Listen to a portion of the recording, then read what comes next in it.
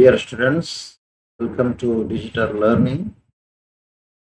We are studying the subject Financial Accounting 6 of 6th semester BCom of Bangalore University, and we are in 9th session of Unit 2, that is Amalgamation, Company Accounts Amalgamation.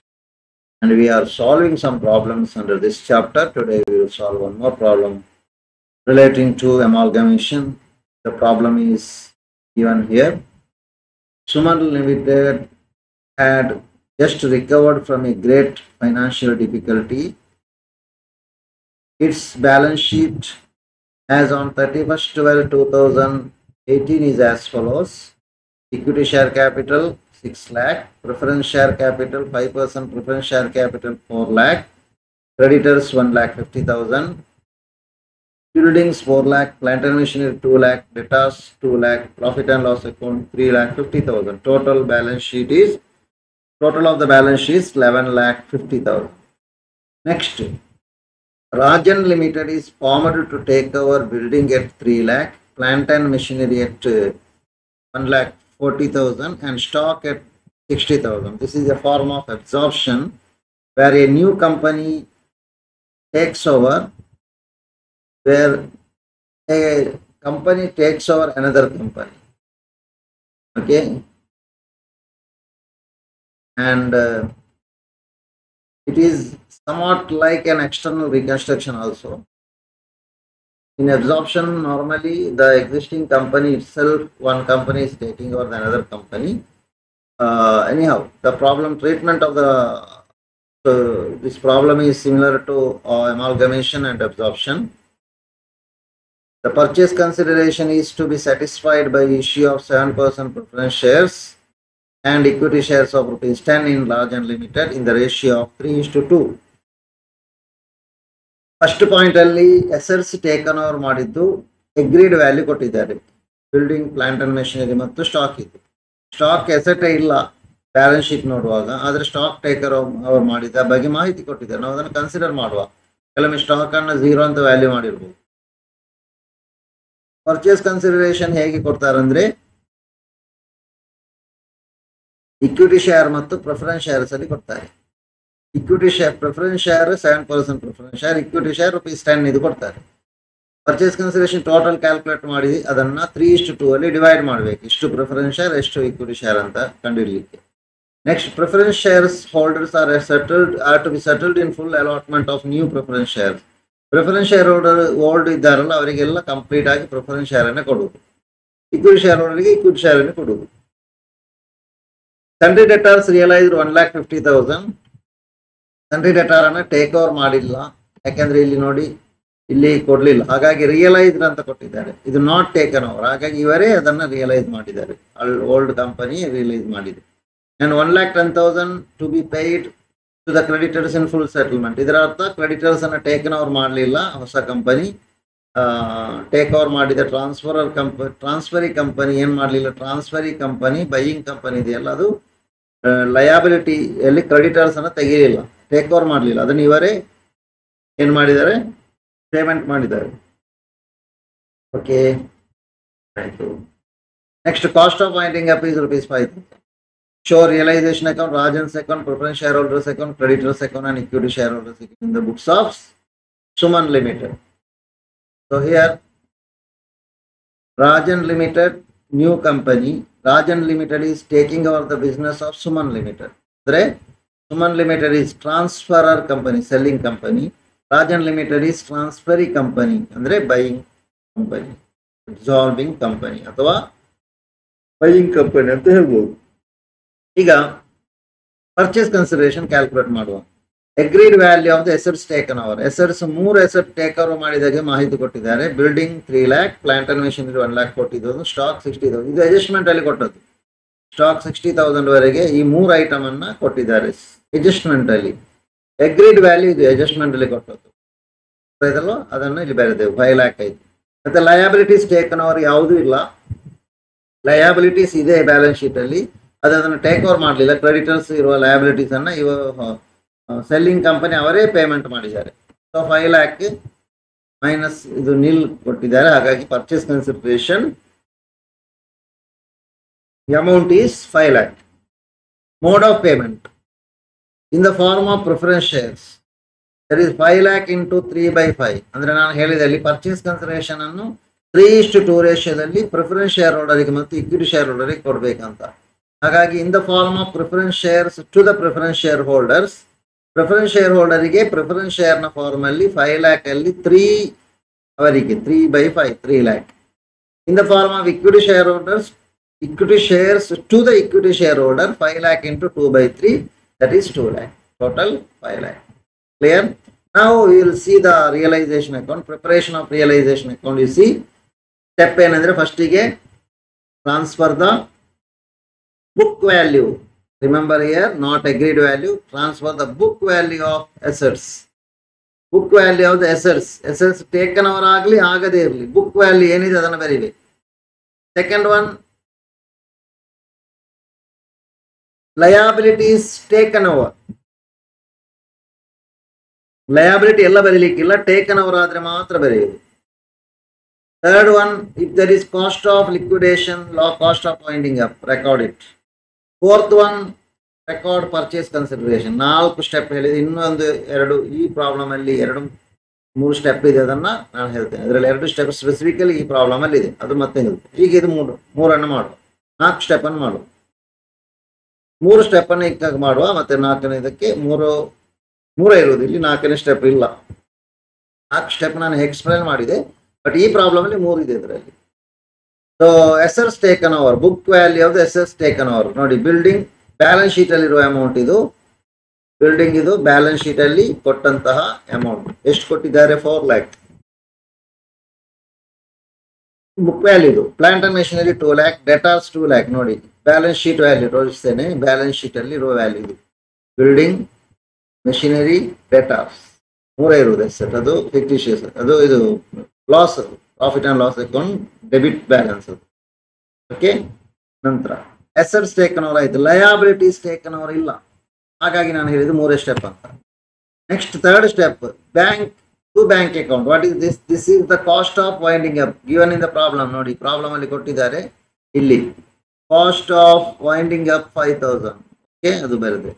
Next, purchase consideration. Just now we have calculated. It is by transferee company, by Rajan's company, Rajan Limited's account 5 lakh purchase consideration. ಇಷ್ಟು 3 step ಆಯ್ತು. 4ರಲ್ಲಿ 3 step ಆಯ್ತು.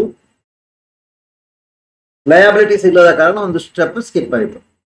ಇನ್ನು assets not taken over realise ಆದ್ರೆ ಏನ್ ಮಾಡಬೇಕು? ಆಗ ಇಲ್ಲಿ problem ಅಲ್ಲಿ ಕೊಟ್ಟಿದ್ದಾರೆ ನೋಡಿ, ಸನ್ರಿ ಡೆಟಾರ್ಸ್ ರಿಯಲೈಸ್ಡ್ 1,50,000. ಅಂದ್ರೆ ಸನ್ರಿ ಡೆಟಾರ್ಸ್ ಕ್ವಶನ್ ಅಲ್ಲಿ 2 lakh ಇದೆ, ಅದನ್ನ ಇವರು ಅವರಿಂದ 1,50,000 ಪಡ್ಕೊಂಡಿದ್ದಾರೆ. 1,50,000 ಬಂದಿದ್ದನ್ನು ಇಲ್ಲಿ ರೆಕಾರ್ಡ್ ಮಾಡಬೇಕು. By bank account debtors not taken over realised 1,50,000. Okay, next creditors not taken over paid ಅಥವಾ liabilities not taken over discharge.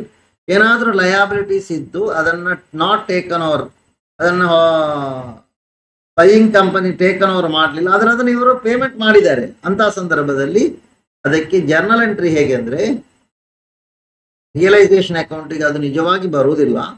ಎಲ್ಲಿವರೆಗೆ ಅಂದ್ರೆ ಲಾಸ್ ಅಥವಾ ಪ್ರಾಫಿಟ್ ಆದ್ರೆ ಮಾತ್ರ ಅದು ಬರುವುದು. ಡಿಸ್ಕೌಂಟ್ ಅಲ್ಲಿ ಪೇಮೆಂಟ್ ಮಾಡಿದ್ರೆ ಅಥವಾ ಪೇಮೆಂಟ್ ಹೆಚ್ಚು ಬರುವುದಿಲ್ಲ, ಹೆಚ್ಚು ಬಂದ್ರೆ ಬರೆಯುವುದು. ಸಾಮಾನ್ಯವಾಗಿ ಡಿಸ್ಕೌಂಟ್ ಅಲ್ಲಿ ಪೇಮೆಂಟ್ ಮಾಡ್ತಾರೆ ಕಂಪನಿ ಕ್ಲೋಸ್ ಆಗೋ ಕಾರಣ. ಆಗ ಜರ್ನಲ್ ಎಂಟ್ರಿ ಹೇಗೆ ಬರ್ತದೆ ಅಂದ್ರೆ, ಕ್ಲಿಯರ್ ಆಗಿ ಕೇಳಿ, creditors account debtor to bank account. ಹಾಗಾಗಿ ಅದು ರಿಯಲೈಸೇಷನ್ ಅಕೌಂಟಿಗೆ ಬರುವುದಿಲ್ಲ. ಅದೇ ಸಂದರ್ಭದಲ್ಲಿ ಇದು ಎಲ್ಲಾದ್ರೂ ಪೇಮೆಂಟ್ ಮಾಡುವಾಗ ಫುಲ್ ಪೇಮೆಂಟ್ ಮಾಡಲಿಲ್ಲ ಅಂದ್ರೆ, ಡಿಸ್ಕೌಂಟ್ ಕೊಟ್ಟಿದ್ರೆ ಆಗ ಡಿಸ್ಕೌಂಟ್ ಅನ್ನು ರಿಯಲೈಸೇಷನ್ ಅಕೌಂಟಿಗೆ ಕ್ರೆಡಿಟ್ ಮಾಡಬೇಕು. ಹೇಗೆ ಮಾಡೋದು? ಪೇಮೆಂಟ್ ಮಾಡಿದ್ರೆ ಈಗ 1,50,000 ಪೇಮೆಂಟ್ ಮಾಡಬೇಕಿತ್ತು, ಇವರು 1,10,000 ಪೇಮೆಂಟ್ ಮಾಡಿದ್ದಾರೆ. ಆಗ 40,000 ಡಿಸ್ಕೌಂಟ್ ಆಯ್ತು. ಆಗ ಜರ್ನಲ್ ಎಂಟ್ರಿ ಏನು ಕೇಳಿ, ಕ್ಲಿಯರ್ ಆಗಿ ಅರ್ಥ ಮಾಡಿ. Creditors account debtor 1,50,000 to bank account 1,10,000. ಈಗ ಎಷ್ಟು ಡಿಫರೆನ್ಸ್ ಬಂತು? 40,000 ಬಂತು. ಅದನ್ನು ಟು ರಿಯಲೈಸೇಷನ್ ಅಕೌಂಟ್ 40,000. ಕ್ಲಿಯರ್ ಆಯ್ತಲ್ಲ? creditors account, debtor, to bank account, to realization account. ಹಾಗಾಗಿ realisation account to realisation account ಇಲ್ಲಿ ಕ್ರೆಡಿಟ್ ಆಗಿದೆ, ಅದನ್ನು ನಾವಿಲ್ಲಿ ರಿಯಲೈಸೇಷನ್ ಅಕೌಂಟ್ ನ ಕ್ರೆಡಿಟ್ ಸೈಡ್ ಅಲ್ಲಿ by creditors account discount on payment to creditors ಅಂತ ಬರೆದಿದ್ದೇವೆ. ಅರ್ಥ ಆಯ್ತಲ್ವಾ? ಓಕೆ, 40,000 ಅದು loss, discount on payment to the creditors. ಇದು ಎರಡು ಎಕ್ಸ್ಟ್ರಾ ವಿಷಯ ಇತ್ತು ಇಲ್ಲಿ, ಅದನ್ನು ಎಕ್ಸ್ಪ್ಲೈನ್ ಮಾಡಿದೆ. ಇನ್ನು ಏನು ಮಾಡ್ಬೇಕಂದ್ರೆ, ಈಗ ಎಲ್ಲಾದ್ರೂ ಪ್ರಿಫರೆನ್ಸ್ ಶೇರ್ ಹೋಲ್ಡರಿಗೆ ನಾವು ಪರ್ಚೇಸ್ ಕನ್ಸಿಡರೇಷನ್ ಕೊಡುವಾಗ ಅವರ ಫುಲ್ ಅಮೌಂಟ್ ಕೊಡಲಿಲ್ಲ ಅಂದ್ರೆ ಅದು ಕಂಪನಿ ಅದರಿಂದ ಡಿಸ್ಕೌಂಟ್ಸ್ ಲಭಿಸ್ತದೆ, ಕಂಪನಿಗೆ ಅದರಿಂದ ಲಾಭ ಸಿಗ್ತದೆ. ಅಂದ್ರೆ when we are paying to the preference share holders, what we have to do is preference shareholders account debtor to preference shares in new company. General entry ಹಾಗೆ ಮಾಡಬೇಕು. Preference share holders account debtor to preference share in new company ಅಥವಾ to bank account, ಏನಾದ್ರೂ ಏನು ಕೊಟ್ಟಿದ್ರೆ ಅದನ್ನು ಬರೀಬೇಕು. ಆಗ preference share holders account ಅಲ್ಲಿ ಇಲ್ಲಿ ನೋಡಿ 4 lakh ಇದೆ ಪ್ರಿಫರೆನ್ಸ್ ಶೇರ್ಸ್. ಹೊಸ ಓಲ್ಡ್ ಕಂಪನಿಯಲ್ಲಿ ಬ್ಯಾಲೆನ್ಸ್ ಶೀಟ್ ಅಲ್ಲಿ ನೋಡಿ ಪ್ರಿಫರೆನ್ಸ್ ಶೇರ್ ಕ್ಯಾಪಿಟಲ್ 4 lakh ಇದೆ. ಆದ್ರೆ ಅವರಿಗೆ ಕ್ಲಿಯರ್ ಆಯ್ತಲ್ಲ, ಈಗ ಅವರಿಗೆ ಎಷ್ಟು ಪೇಮೆಂಟ್ ಮಾಡಿದ್ದಾರೆ? 3 lakh ಮಾತ್ರ ನೋಡಿ. In the form of preference shares to the preference shareholder 3 lakh. ಹಾಗಾದ್ರೆ 1 ಲಕ್ಷ ಅವರಿಗೆ ಲಾಸ್, ಕಂಪನಿಗೆ 1 ಲಕ್ಷ ಲಾಭ. ಈಗ ಇದಕ್ಕೆ ಜರ್ನಲ್ ಎಂಟ್ರಿ ಹೇಗೆ? ಪ್ರಿಫರೆನ್ಸ್ ಫಸ್ಟಿಗೆ ಪ್ರಿಫರೆನ್ಸ್ ಶೇರ್ ಕ್ಯಾಪಿಟಲ್ ಅನ್ನು ಪ್ರಿಫರೆನ್ಸ್ ಶೇರ್ ಹೋಲ್ಡರ್ಸ್ ಅಕೌಂಟ್ಗೆ ಟ್ರಾನ್ಸ್ಫರ್ ಮಾಡಿದ್ದೇವೆ. Preference share capital account debtor to preference share holders account ಅದಾಯ್ತು, ಅದರಲ್ಲಿ ಸಮಸ್ಯೆ ಇಲ್ಲ. ಈಗ ಪೇಮೆಂಟ್ ಮಾಡುವಾಗ ಹೇಗೆ? ಪೇಮೆಂಟ್ ಮಾಡುವಾಗ ಲಾಸ್ ಅಲ್ಲಿ ಪೇಮೆಂಟ್ ಮಾಡಿದ್ದೇವೆ, ಹಾಗಾಗಿ ಅಂದ್ರೆ ಡಿಸ್ಕೌಂಟ್ ಅಲ್ಲಿ, ಲಾಸ್ ಅಲ್ಲ, ಕಂಪನಿಗೆ ಲಾಸ್ ಅಲ್ಲ, ಲಾಭವೇ. Preference share holders account debtor 4 lakh, ಈ 4 lakh ಫುಲ್ ಬರೀಬೇಕೇನು? Preference share holders account debtor 4 lakh. To ಯಾವ ರೂಪದಲ್ಲಿ ಕೊಟ್ಟಿದ್ದೀರಿ? Preference shares in Rajan limited. ಎಷ್ಟು ಕೊಟ್ಟಿದ್ದೀರಿ? 3 lakh ಮಾತ್ರ. ಡೆಬಿಟ್ ಅಲ್ಲಿ preference share holders 4 lakh, credit ಅಲ್ಲಿ to preference shares in Rajan limited 3 lakh. ಈಗ 1 lakh ಡಿಫರೆನ್ಸ್ ಬಂತು, ಅದನ್ನು ಏನು ಮಾಡಬೇಕು? To realisation account. To realisation account ಅಂತ ಅದನ್ನ ಕ್ರೆಡಿಟ್ ಮಾಡಬೇಕು. ಹಾಗಾಗಿ ಕ್ರೆಡಿಟ್ ಸೈಡ್ ಅಲ್ಲಿ ರಿಯಲೈಸೇಷನ್ ಅಕೌಂಟ್ ಎಷ್ಟಿದೆ? 1 lakh. ಅದನ್ನೇ ಇಲ್ಲಿ ನಾವು ಬರೆದಿದ್ದೇವೆ. So by preference share holders account 1 lakh. ಸರಿ, ಒಮ್ಮೆ ಬರೆದುಕೊಳ್ಳಿ ನೀವು ನಿಮ್ಮ ನೋಟ್ ಅಲ್ಲಿ, ನಾನು ಬರೆಯುವ ಜರ್ನಲ್ ಎಂಟ್ರಿಯನ್ನ, ಮತ್ತೆ ಅದನ್ನ ಇಲ್ಲಿಗೆ ಟ್ರಾನ್ಸ್ಫರ್ ಮಾಡೋದು ಹೇಗೆ ಅಂತ ನಿಮಗೆ ಗೊತ್ತಾಗುತ್ತೆ.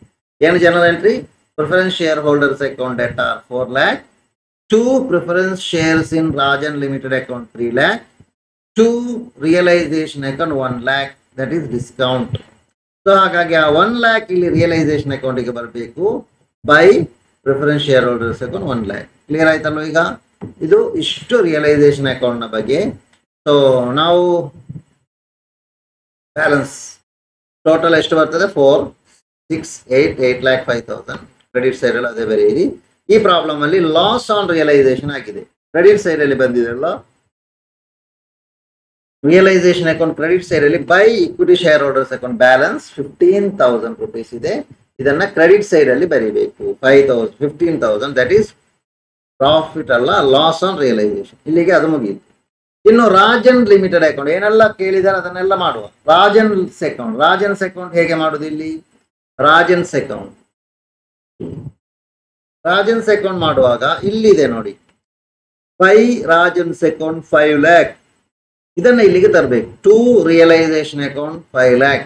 ಕ್ಲಿಯರ್ ಆಯ್ತಲ್ವಾ? ರಾಜನ್ಸ್ ಅಕೌಂಟ್ ಮಾಡುದು ಇಷ್ಟು ಬರೆದ್ರೆ ಮತ್ತೆ ನಾನು ಸಿಂಪಲ್ ಆಗಿ ನಿಮಗೆ ಮುಗಿಸಬಹುದು ಈ ಪ್ರಾಬ್ಲಮ್, ಈ ಲೆಡ್ಜರ್ ಅನ್ನ.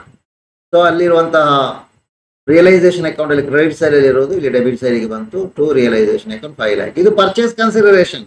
ಇದನ್ನ ಯಾವ ರೂಪದಲ್ಲಿ ಕೊಟ್ಟಿದ್ದಾರೆ? 2 mode of the payment. There are 2 modes. One is equity share, another one is preference share. ಎಷ್ಟು equity share ಕೊಟ್ಟಿದ್ದಾರೆ? 2 lakh. Mode of the payment purchase consideration ಕೊನೆಗೆ ಬರ್ತಿದ್ದೇನೆ, ಅದನ್ನು ನೋಡಿ. ಇಕ್ವಿಟಿ ಶೇರ್ಸ್ ಇಲ್ಲಿ ನೋಡಿ, ಇಲ್ಲಿದೆ equity share 2 lakh, preference share 3 lakh. ಹಾಗಾಗಿ ಅದನ್ನು ಇಲ್ಲಿ ಬರೆದ್ರಾಯ್ತು. By equity shares in Rajan account, Rajan limited's account 2 lakh. By preference share in Rajan limited's account 3 lakh. 5 lakh total. ಇದು ಇಲ್ಲಿಗೆ ಮುಗಿತು. Next preference share holders account. Preference share holders account ಮಾಡ್ಲಿಕ್ಕೆ ಹೇಳಿದ್ದಾರೆ. ಫಸ್ಟಿಗೆ ಏನ್ ಮಾಡ್ಬೇಕಂದ್ರೆ ವೆರಿ ಸಿಂಪಲ್. ಈಗ ನಾನು ಹೇಳಿದ ಜನರಲ್ ಎಂಟ್ರಿ ಅಲ್ಲಿ ರಿಯಲೈಸೇಷನ್ ಅಕೌಂಟ್ ಮಾಡುವಾಗ ಈ ಜನರಲ್ ಎಂಟ್ರಿಯನ್ನು 2-3 ಸಲ ಎಕ್ಸ್ಪ್ಲೈನ್ ಮಾಡಿ ಆಯ್ತು. ಅದನ್ನು ಇಲ್ಲಿಗೆ ಆ ಜನರಲ್ ಎಂಟ್ರಿನ ಇಲ್ಲಿಗೆ ತರಬೇಕು. 2 ಜನರಲ್ ಎಂಟ್ರಿ ಪ್ರಿಫರೆನ್ಸ್ ಶೇರ್ಗೆ ಸಂಬಂಧಪಟ್ಟ ಹಾಗೆ ಈಕ್ವಿಟಿ ಶೇರ್ಗೆ ಸಂಬಂಧಪಟ್ಟ ಹಾಗೆಯೂ 2 ಜನರಲ್ ಎಂಟ್ರಿ ಮಾಡಬೇಕು. First thing is we have to transfer preference share capital to share holders account. What is the preference share capital in the balance sheet? 4 lakh. That is by preference share capital account. ಇಲ್ಲಿ ಕೊಟ್ಟಿದ್ದಾರೆ. By preference share capital account 5% ಅದು 7% ಅಲ್ಲ. 5% preference share capital. Okay. By 5% preference share capital is to 4 lakh rupees. Now, how much is paid to them? They are paid preference shares in Rajan account 3 lakh. 3 lakh rupees preference share ಅವರಿಗೆ ಹೊಸ ಕಂಪನಿಯಲ್ಲಿ ಸಿಕ್ಕಿದೆ. Next to realisation 1 lakh ಅವರಿಗೆ discount, ಅವರು ಕಡಿಮೆ ಅವರಿಗೆ ಸಿಕ್ಕಿದೆ. So discount 1 lakh. ಈ 1 lakh ಅನ್ನು ನಾವು ರಿಯಲೈಸೇಷನ್ ಅಕೌಂಟ್ ಅಲ್ಲಿ ಕ್ರೆಡಿಟ್ ಸೈಡ್ ಅಲ್ಲಿ ಬರೆದಿದ್ದೇವೆ, ನೋಡಬೇಕು. ಈಗ ಎಕ್ಸ್ಪ್ಲೇನ್ ಮಾಡಿ, ಕ್ಲಿಯರ್ ಆಯ್ತಲ್ಲ. Next creditors account. Creditors is not taken over by the new company or by the buying company. Buying company ಅವರು ಈ ಕ್ರೆಡಿಟರ್ಸ್ ಅನ್ನ ಟೇಕನ್ ಓವರ್ ಮಾಡಲಿಲ್ಲ. ಓಕೆ, ಈಗ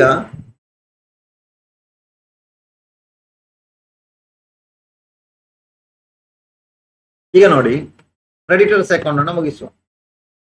creditors account you see the balance sheet, old balance sheet ಅಲ್ಲಿ creditors how much 1,50,000. ಇದನ್ನ ಇಲ್ಲಿ transfer ಮಾಡುವ. ಫಸ್ಟಿಗೆ ಏನು ಮಾಡಬೇಕು, it is a liability, so on the credit side by balance brought down. Clear ಆಯ್ತಲ್ವಾ? Now we are making the payment to creditors. I already explained this general entry in realisation account.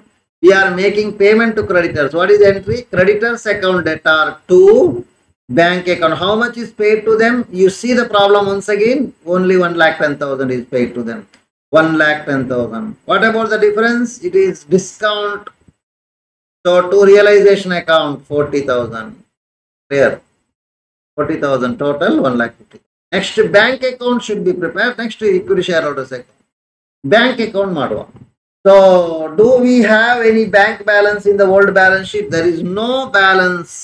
There is no balance in the old balance sheet. So ಈಗ ಇಲ್ಲಿ ಎಲ್ಲೆಲ್ಲಿ bank account ಇದೆ ನೋಡಿ. ಈಗ ಇಷ್ಟರವರೆಗೆ ನಾವು ಮಾಡಿದ account ಇದೆ ಅಲ್ಲ, ಇಲ್ಲೆಲ್ಲ ಬ್ಯಾಂಕ್ ಅಕೌಂಟ್ ಇದೆ ನೋಡಿ. ರಿಯಲೈಸೇಷನ್ ಅಕೌಂಟ್ ಅಲ್ಲಿ ಇಲ್ಲಿ ಒಂದಿದೆ 2 ಬ್ಯಾಂಕ್ ಅಕೌಂಟ್. ಇದೇನಾಗ್ತದೆ, ಬ್ಯಾಂಕ್ ಅಕೌಂಟ್ ಅಲ್ಲಿ ಬೈ ರಿಯಲೈಸೇಷನ್ ಅಕೌಂಟ್ ಆಗ್ತದೆ. ಸರಿ ಗಮನಿಸಿ, ಬ್ಯಾಂಕ್ ಅಕೌಂಟ್ ಅಲ್ಲಿ ಬೈ ರಿಯಲೈಸೇಷನ್ ಅಕೌಂಟ್ ಆಗುತ್ತೆ. Again there is 1 bank account here, by bank account. This will become in realisation in bank account it will come has 2 realisation account. Bank account ಅಲ್ಲಿ 2 realisation account. 2 entry ಆಯ್ತು. 1,50,000 debit ಅಲ್ಲಿ ಅಲ್ಲಿ ಬರ್ತದೆ, 5,000 credit ಅಲ್ಲಿ ಬರ್ತದೆ. Next ಇಲ್ಲಿ ಏನಿಲ್ಲ, ಇಲ್ಲಿ ಏನಿಲ್ಲ. ಈ ಲೆಜರ್ ಅಲ್ಲಿ ನೋಡಿ, ಕ್ರೆಡಿಟರ್ಸ್ ಲೆಜರ್ ಅಲ್ಲಿ 2 bank account it will become in the bank account by debt by creditors account. Clear ಆಯ್ತಲ್ವಾ? ಇಲ್ಲಿ ನೋಡಿ, ಕ್ಲಿಯರ್ ಆಗಿ ನೋಡಿ. ಈಗ ನಾನು ಹೇಳಿದೆ ಆಗ ಡೆಟಾರ್ಸ್ ರಿಯಲೈಸ್ಡ್ ಅಲ್ಲಿ ರಿಯಲೈಸೇಷನ್ ಅಕೌಂಟ್ ಕ್ರೆಡಿಟ್ ಸೈಡ್ ಅಲ್ಲಿ ಇದ್ದದನ್ನು ಇಲ್ಲಿಗೆ ತಂದೆವು. 1,50,000 to realisation account. Clear? Okay. Next ಅದೇ ರಿಯಲೈಸೇಷನ್ ಅಕೌಂಟ್ ನ ಡೆಬಿಟ್ ಸೈಡ್ ಅಲ್ಲಿ 2 ಬ್ಯಾಂಕ್ ಅಕೌಂಟ್ ಇತ್ತಲ್ವಾ, ಅದನ್ನ ಇಲ್ಲಿಗೆ ಬೈ ರಿಯಲೈಸೇಷನ್ ಅಕೌಂಟ್ 5,000 ಮಾಡ್ತೇವೆ. ಮತ್ತೆ ಕ್ರೆಡಿಟರ್ಸ್ ಅಕೌಂಟ್ ನ ಡೆಬಿಟ್ ಸೈಡ್ ಅಲ್ಲಿ 2 ಬ್ಯಾಂಕ್ ಅಕೌಂಟ್ ಅಂತ ಇತ್ತು, ಅದಿಲ್ಲಿ ಬೈ ಕ್ರೆಡಿಟರ್ಸ್ ಅಕೌಂಟ್ ಅಂತ ಬಂತು. Next balance 1,50,000 total minus 1,10,000 minus 5,000 ಆಗ 35,000 ಬ್ಯಾಲೆನ್ಸ್ ಬರುತ್ತೆ. ಈ 35,000 ನಾವು ಏನ್ ಮಾಡ್ತೇವೆ, ಇಕ್ವಿಟಿ ಶೇರ್ ಹೋಲ್ಡರ್ಗೆ ಕೊಡು, ಅವರಿಗೆ ಅವರ ಅಕೌಂಟ್ಗೆ ಟ್ರಾನ್ಸ್ಫರ್ ಮಾಡಿ. So this will be paid to equity share holders by equity share holders account balancing figure. Clear? Next equity share holders account, this is the last entry. So ಇಲ್ಲಿ ಏನ್ ಮಾಡಬೇಕು, ಫಸ್ಟಿಗೆ ಇಲ್ಲಿ ಪ್ರಿಫರೆನ್ಸ್ ಶೇರ್ಗೆ ಮಾಡಿದ ಹಾಗೆ first what we have to do is preference equity share capital in the balance sheet. How much is the equity share capital in the balance sheet? Just look at the balance sheet, old balance sheet. It is 6 lakh. So it should be transferred to shareholders account. That is equity share capital account credit, shareholders account debit.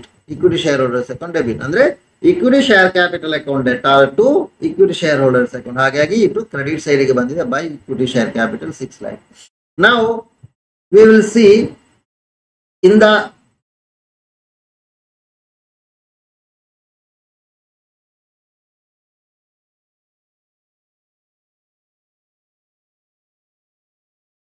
okay.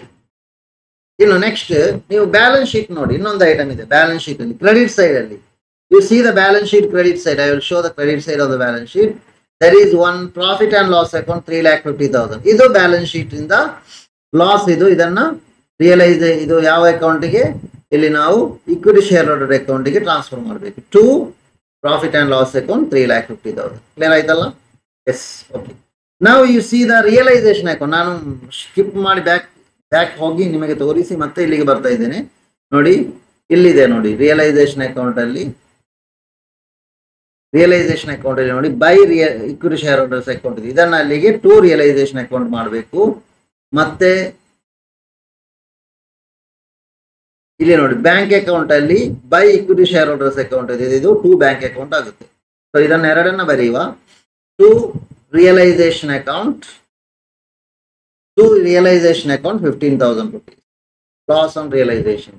ಮತ್ತೆ equity shares in ಇಲ್ಲಿ ನೋಡಿ preference share holders account ಅದಾಯ್ತು. Equity share holders account ಅಲ್ಲಿ ನೋಡಿ, ಇನ್ನು ಇದು ಎಲ್ಲಿ ನಾವು ಈ ಎಂಟ್ರಿ ಕಾಣುದಿಲ್ಲ, ನಾವು ಇಲ್ಲಿಯೇ ಈ ಎಂಟ್ರಿಯನ್ನು ಪಾಸ್ ಮಾಡಬೇಕಾಗುತ್ತೆ. ಇದೇನೆಂದ್ರೆ ಇದು ಪರ್ಚೇಸ್ ಕನ್ಸಿಡರೇಷನ್ ಯಾವ ರೀತಿ ಬಂದಿದೆ ಅಂತ ಇಲ್ಲಿ ನೋಡಿ, ಇಲ್ಲಿದೆ equity shares in Rajan limited ಅಂತ 2 lakh ಇದೆಲ್ಲ, ಇದು ಇಕ್ವಿಟಿ ಶೇರ್ ಹೋಲ್ಡರ್ಗೆ ಇದನ್ನ ಕೊಡಬೇಕು. ಇದು ಪರ್ಚೇಸ್ ಕನ್ಸಿಡರೇಷನ್ ಬಂದದ್ದು. ಇದು ಫಸ್ಟ್ ಎಂಟ್ರಿ ಮಾಡ್ತಾ ಇದ್ದೇವೆ. ಇಕ್ವಿಟಿ ಶೇರ್ ಹೋಲ್ಡರ್ಸ್ ಅಕೌಂಟ್ ಅಲ್ಲಿ ಇಲ್ಲಿ 2 equity shares in Rajan limited 2 lakh ಬಂತು. ಇನ್ನು ಬ್ಯಾಲೆನ್ಸಿಂಗ್ ಫಿಗರ್ 2 ಬ್ಯಾಂಕ್ ಅಕೌಂಟ್. ಇದು ಬ್ಯಾಲೆನ್ಸಿಂಗ್ ಫಿಗರ್ ಯಾರ ಅಕೌಂಟಿಗೆ ಹೋಗ್ತದೆ? ಇಕ್ವಿಟಿ ಶೇರ್ ಹೋಲ್ಡರ್ ಅಕೌಂಟಿಗೆ ಬ್ಯಾಂಕ್ ಅಕೌಂಟ್ ಹೋಗುತ್ತೆ. ಅಥವಾ ಇಲ್ಲಿ ನಾನು ಮಾಡಿದಂತಹ ಬ್ಯಾಂಕ್ ಅಕೌಂಟ್ ಅಲ್ಲಿ ಇಲ್ಲಿ 35,000 ಬಂದಿದೆ, ಅದನ್ನ ಬೈ ಇಕ್ವಿಟಿ ಶೇರ್ ಹೋಲ್ಡರ್ಸ್ ಇದೆ, ಇಲ್ಲಿ 2 ಬ್ಯಾಂಕ್ ಅಕೌಂಟ್ ಅಂತ ಬರುತ್ತೆ. ನೋಡಿ, ಇನ್ನೊಮ್ಮೆ ಹೇಳ್ತೇನೆ, ಈಗ ಮೇಲೆ ಕೆಳಗೆ ಮೂವ್ಮೆಂಟ್ ಆದಾಗ ಕನ್ಫ್ಯೂಸ್ ಆಗಬೇಡಿ, ಇನ್ನು ಇಲ್ಲೇ ನಿಂತು ಎಕ್ಸ್ಪ್ಲೈನ್ ಮಾಡುವ. By equity share capital 6 lakh balance sheet ಅಲ್ಲಿ ಇರುವುದು. ಮತ್ತೆ 2 profit and loss account 3,50,000 balance sheet ಅಲ್ಲಿ ಇರುವುದು.